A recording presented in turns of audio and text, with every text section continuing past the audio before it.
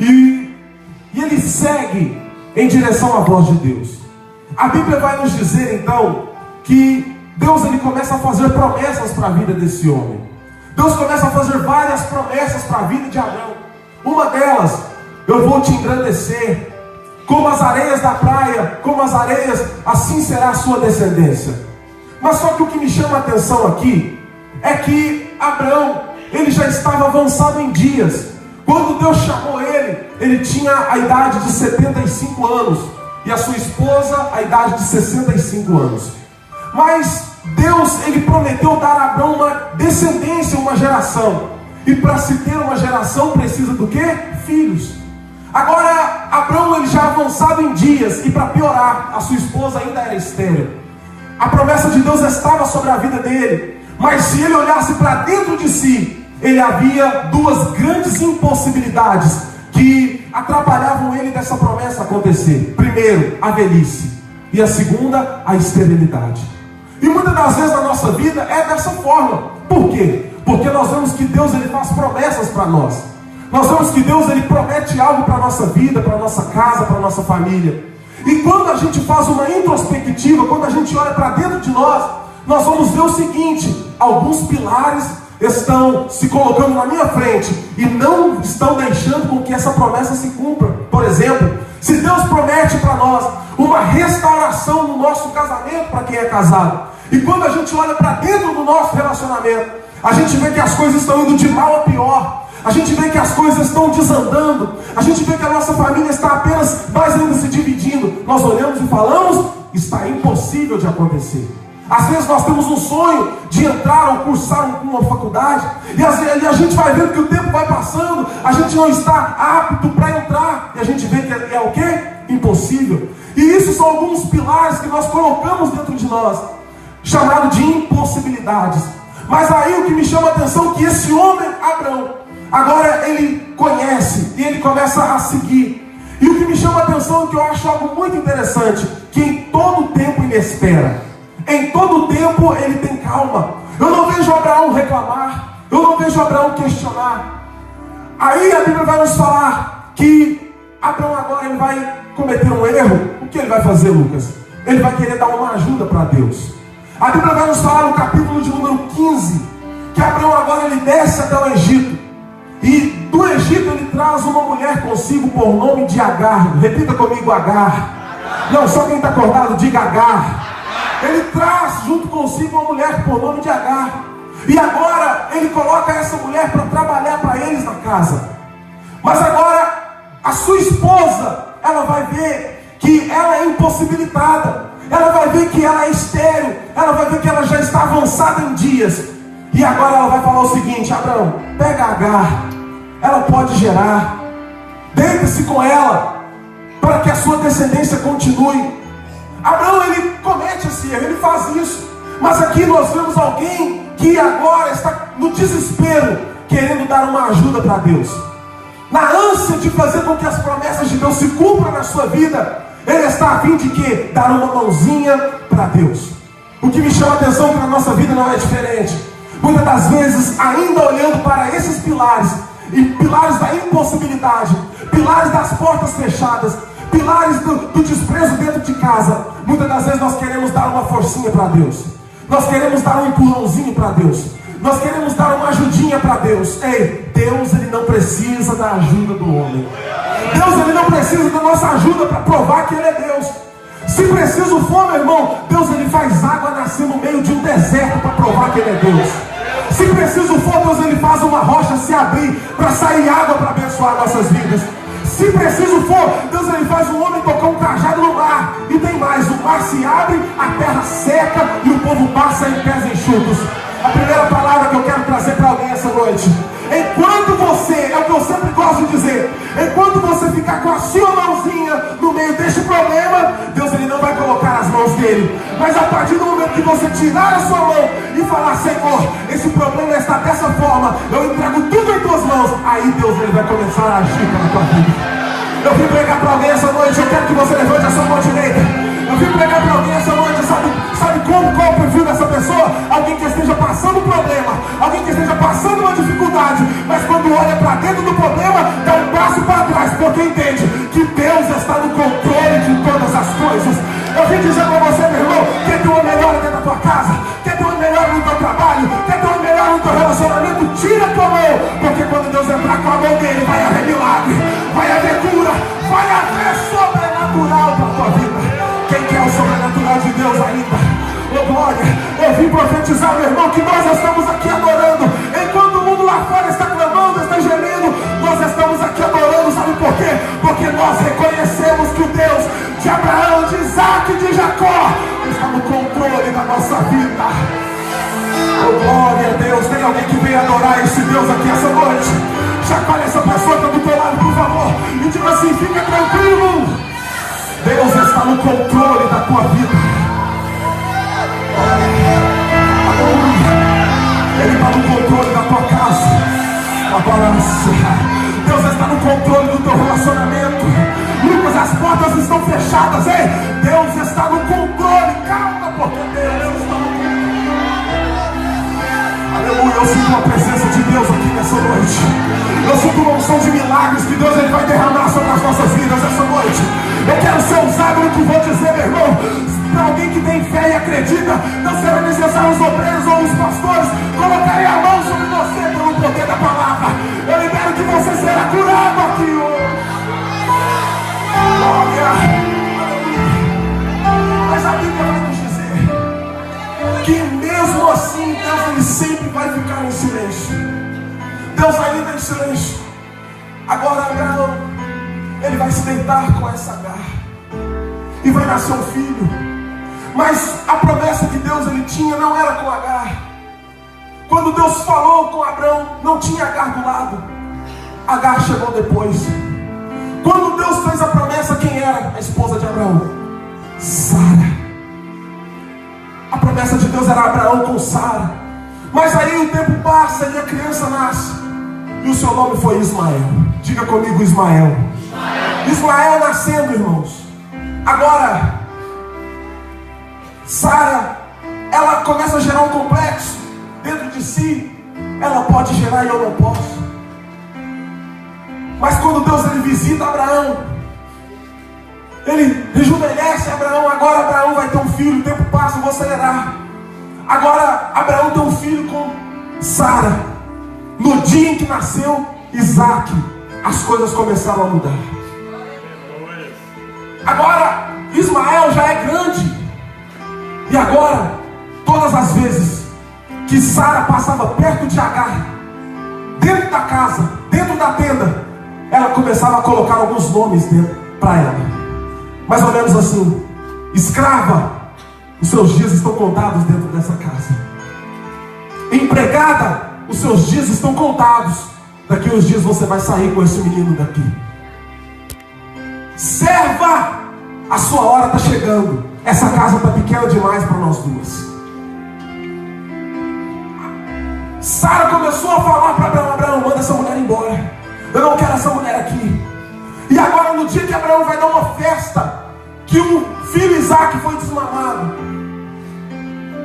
Abraão agora ele despede a mulher. Vamos chegar aqui no versículo que nós lemos. Abraão agora manda Agar embora junto com Ismael. A primeira coisa que ele faz, ele acorda de manhã e ele pega um pão. Diga comigo, um pão. Diga um odre de água. Coloca no ombro dela. Junto com Ismael. A Bíblia vai nos falar que agora ela saiu andando errante pelo deserto de Berseba. Agar agora ela põe o pé para fora e ela fala: eu estou sem direção. Agora ela, com uma criança, com pouco alimento, com pouca água, ela agora vai sair com o seu filho. E agora algumas crises vão se desenvolver dentro dela. A primeira crise que vai desenvolver dentro de Agar é a crise da falta de direção. Diga comigo, falta de direção. Isso tem percorrido nos nossos dias. Quantas e quantas pessoas dentro da igreja estão sem direção? Eu não sei onde trabalhar. Eu não sei que curso fazer. Eu não sei se vou à igreja ou se não vou. Eu não sei se invisto ou não nesse relacionamento. Eu não sei se eu luto pela melhor do meu marido ou arrumo outro marido. Eu não sei se eu luto pelo meu filho ou se eu desanimo de vez. A falta de direção tem percorrido os nossos dias. A Karen agora ela está sem direção, ela não sabe para onde ir. O que me chama a atenção é que o tempo vai passando e agora os seus recursos vão acabando. Enquanto ela estava com água, enquanto ela estava com comida, ainda ia, mas agora começou a acabar a água, começou a acabar a comida. O que me chama a atenção nisso aqui, sabe o que é? Que agora quando ela dá o último gole de água para o filho e come o último pedaço de pão, ela falou: acabou os meus recursos, eu não tenho mais saída. Ela pega o seu filho e coloca debaixo de uma árvore, e ela fica olhando de longe e dizia consigo, está na Bíblia: eu não posso ver o meu filho morrer dessa forma. Tem muitas famílias que estão debaixo de árvores. Tem muitas famílias que estão se dissolvendo debaixo de árvores. E muitas das vezes nós estamos olhando e falando: eu não posso fazer mais nada. Porque, meu irmão, o difícil não é morrer. O difícil, sabe o que é? A gente vê que está acabando e a gente ficar de mãos atadas, não sabe o que fazer. Tem muitas pessoas que chegou dentro desse altar dessa forma essa noite. Tem passado um problema na tua vida, tem passado um problema particular, tem passado um problema na tua família, e as coisas estão se acabando e você não sabe o que fazer. Mas Deus, Ele trouxe você no altar essa noite. Sabe por quê? Porque quando chega o fim da tua possibilidade, Deus vai entrar com a possibilidade dele. Não, isso vai embora, Deus melhor. Sabe por quê, meu irmão? Você chegou aqui dizendo o seguinte: é o último culto que eu vou até mesmo sem gasolina, porque eu quero que Deus fale comigo naquele lugar. Ei, Deus está mandando eu dizer para você: não acabou nada. Ainda que pessoas estão querendo o teu fim, Deus está dizendo: é apenas o começo de algo que eu tenho para fazer na sua vida. É apenas o começo de uma nova história. Oh glória. Tem muitas pessoas que chegam aqui dizendo: eu não vou mais à igreja, Deus não está falando mais comigo. Ei, Deus está falando: aguenta mais um pouco. Ainda que os seus recursos estão acabando, ainda que as suas fontes estão se esgotando, Deus ouviu o teu clamor lá do céu. Oh glória. Deus ouviu o teu clamor lá do céu. O que me chama a atenção aqui, sabe o que é? É que quando o menino começou a chorar, clamar, quando o menino começou a chorar, a mãe olhando ele de lado, quase morrendo, sabe o que a Bíblia diz? Porém, Deus ouviu o choro do menino.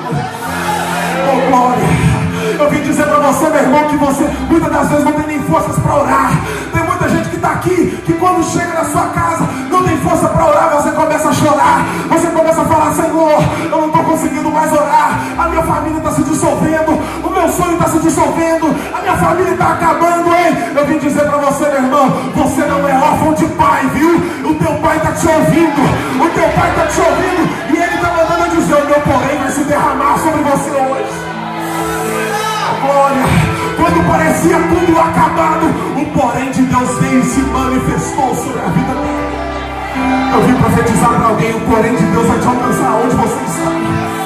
Levante as duas mãos o mais alto que você puder. Levante as duas mãos o mais alto que você puder. Diga comigo bem forte: diga: Deus, eu cheguei no teu altar, no fim das minhas possibilidades.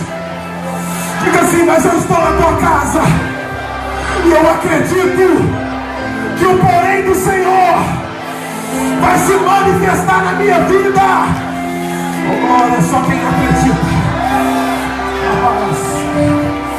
Eu estou profetizando que o porém de Deus vai te alcançar aqui hoje. Eu estou profetizando que o porém de Deus vai te alcançar. Lucas, como assim? Como é o porém? O porém de Deus mais ou menos é assim. A vida de Ana era uma mulher que era estéril, mas quando o porém de Deus se manifestou, Ana passou a gerar, Ana passou a ter um filho. Eu vejo que o profeta Ezequiel estava no meio de um vale de ossos secos, mas quando ele profetizou, André, o porém de Deus se manifestou e o vale se tornou como um exército. Está entendendo? O porém de Deus vai te alcançar onde você está.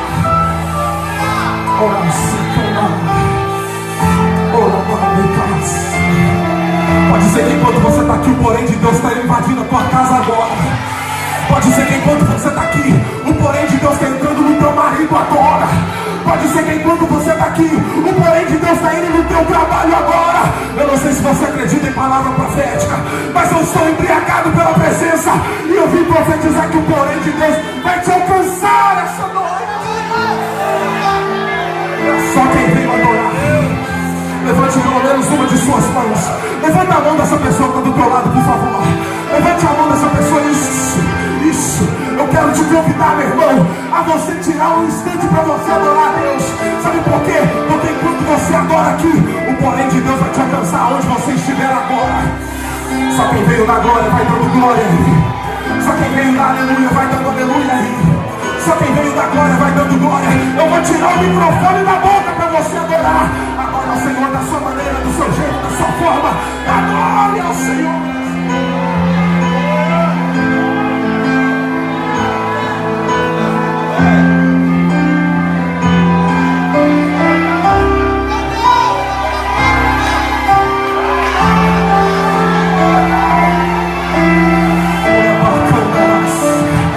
Profetizando que enquanto você está adorando, o porém de Deus vai começar a entrar na tua vida agora. Eu estou profetizando, meu irmão, que enquanto você está adorando aqui, tem porém de Deus entrando na tua casa agora. Agora, agora. Estou sentindo algo diferenciado de Deus aqui essa noite.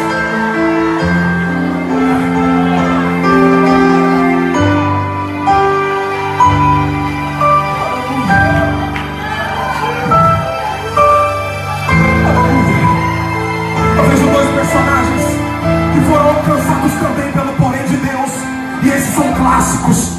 Paulo e Silas. Eles já estavam adorando na prisão, enquanto eles tinham sido chicoteados, enquanto eles já estavam travados com as suas mãos, os seus pés. Apanharam o dia todo. Mas o porém de Deus entrou lá dentro. O que me chama a atenção é que aqueles homens conseguiram prender as mãos deles. Aqueles homens conseguiram prender os pés deles. Aqueles homens conseguiram envergonhá-los em praça pública.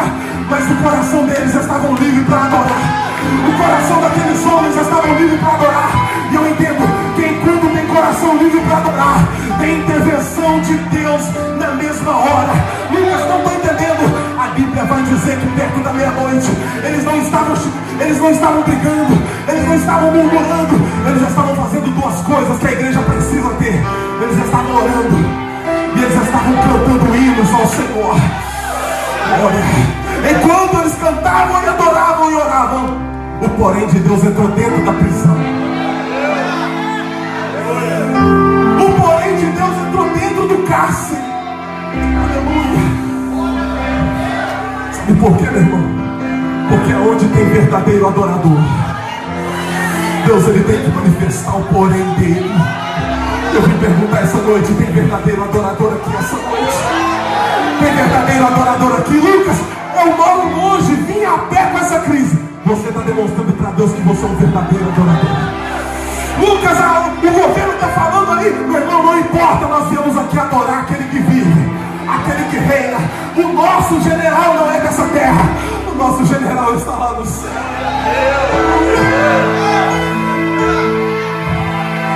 A Bíblia vai falar que agora, quando Deus ouviu o choro do menino, e ele falou uma coisa para ele: que tens, Agar, não temas, porque Deus já ouviu o choro do menino. Eu entendo aqui algo muito interessante. Aquela mulher, ela era acostumada a ouvir que ela era uma escrava, que ela era uma qualquer, que ela era uma rejeitada. Mas quando Deus se manifestou a ela, Deus não chamou ela pelo apelido, Deus chamou ela pelo nome, que era Agar. É por isso que eu acho lindo Isaías capítulo 43. Mas agora assim diz o Senhor que te criou, Jacó, que te formou, Israel: não temas, porque eu te remi, chamei-te pelo teu nome, tu és meu. Ainda que o mundo está querendo te descredenciar, colocando algum nome em você, falando que você é mais um, falando que você é um qualquer, falando que você é um rejeitado, Deus já está te falando essa noite: eu vou chamar você pelo teu nome. Você tem nome. Você tem nome. Eu vim dizer para você, meu irmão, você tem uma identidade perante Deus. Glória. Ainda que o inimigo esteja falando coisas sobre você, ei, Deus está falando: eu te chamo pelo teu nome. No meio desse percalço, no meio desse problema, eu vou te chamar pelo teu nome. A Bíblia vai nos falar que ele falou assim: não temos, porque Deus já ouviu o choro do menino. E tem mais, ele não vai morrer aqui. Uma grande nação também vai ser ele. A Bíblia nos fala que o tempo passa ele não morre, ele cresce, ele vira flecheiro. Agora o tempo passa. Abraão gerou Isaac, Isaac gerou Jacó, Jacó gerou os 12 filhos. Dentre os 12 filhos, um dia José teve um sonho. E quando José teve um sonho, os seus irmãos se enfureceram contra ele. Mas Lucas, onde você está querendo chegar? Espera. E agora os irmãos falam o seguinte: vamos vender José. Vamos matar? Não, vamos vender. Aí pega um animal, mata, coloca sangue na túnica dele, devolve para o pai. E agora vamos vender José. Quando eles lançam José num poço, está passando uma caravana de quem ali? Ismaelitas. Diga comigo, os ismaelitas. Passou por ali. Preste atenção. Todo mundo pensou que Ismael tinha morrido no deserto, inclusive Abraão. Mas, enquanto todos pensavam que ele tinha morrido, ele estava crescendo no oculto, ninguém estava vendo. Enquanto eles pensavam que Ismael e Agar tinham morrido, a Bíblia vai nos falar, ele cresceu e foi flecheiro. Ou seja, enquanto estão pensando que você morreu no meio dessa crise, você está escondido, mas está crescendo. Você está escondido, mas está crescendo. Glória, é igual Jesus, e crescia Jesus em sabedoria diante dos homens e diante de Deus. A Bíblia vai nos falar então, sabe o quê? Que quando a caravana de ismaelitas está passando, imagina, meu irmão, forçando aqui, imagina se as pessoas que estavam ali falassem assim: não, nós não vamos pegar, não vamos comprar José não, porque José é da descendência de Abraão, que expulsou o nosso pai da terra. Sabe o que eles fizeram? Pegaram José, colocaram na caravana e levaram ele para o Egito. Ou seja, eles podiam revidar, eles podiam pagar o mal com o mal, mas pagaram o quê? O mal com o bem. Sabe o que Deus está falando para alguém aqui essa noite? Como é que você tem revidado diante dos problemas que têm sido colocados diante de você? Ah, fulana me olhou torto. Ah, o ciclano me deu um calote. Ah, meu amigo falou mal de mim. Como é que você tem reagido a tudo isso? Deus está falando nessa noite: se te ferirem a tua face direita, não vira a direita dele, dele a esquerda. Se te convidarem a andar 1 milha, não ande 1, ande 2 milhas. Sabe o que eu quero dizer para você, meu irmão? Deus, ele está chamando uma igreja nos dias em que nós estamos vivendo, que está a fim de não de pagar o mal com o mal, mas de pagar o mal com o bem. Sabe por quê? Porque se você pagar o mal com o mal para as pessoas que fizeram com você, você vai estar se rebaixando ao nível delas. Mas as pessoas que têm Deus vão entender uma coisa: você me lesou no passado, mas agora eu estou te abençoando no futuro. Deus, ele está chamando uma igreja que foi chamada para sarar, para trazer cura onde já tinha sido uma ferida. Eu quero convidar você essa noite. Ainda que pessoas colocaram coisas sobre você, te subjugaram, falaram coisas de você, que quiseram te maltratar, quiseram falar mal da tua história, hein? Não revide, não pague o mal com o mal. Vamos aprender com Ismael essa noite. Ele tinha de tudo para ferir, ele tinha de tudo para menosprezar, mas o que ele fez? Não, vou comprar e vou levar ele para o Egito. Ou seja, a rota da promessa de Deus para a vida de José. Se coloque de pé, por favor, comigo. Eu quero que você pegue na mão dessa pessoa. Pegue na mão dessa pessoa. Feche o teu olho, por favor. E eu quero que você diga para você mesmo assim. Diga para você mesmo. Diga assim: a partir de hoje, eu preciso rever os meus conceitos. Diga assim: ainda que pessoas me feriram com palavras ou com atitudes, diga assim: está na hora de eu orar por eles, de eu ajudar essas pessoas. Feche o teu olho, por favor, com os olhos fechados. Existe uma unção de milagre neste lugar. Existe uma presença de Deus que está a fim de curar pessoas aqui essa